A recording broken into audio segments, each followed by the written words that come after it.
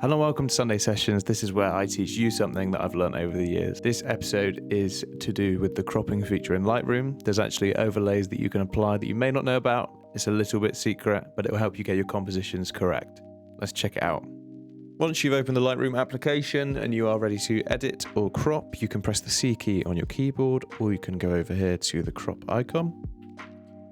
Once you've opened this, you do have a few more tools over here, but you can press the O key on your keyboard to cycle through the available overlays. We've got thirds, we've got fifths, diagonal, center, triangle, golden ratio, golden spiral, aspect ratios, which I don't believe I've seen before. I don't know when they added that.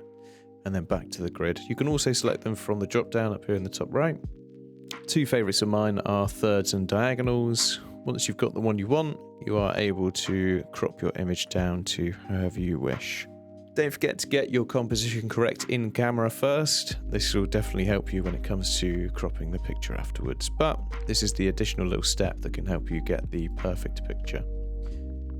If you found this helpful, please do like, comment, subscribe, share, do whatever you wish. It is all free, and I will see you next week.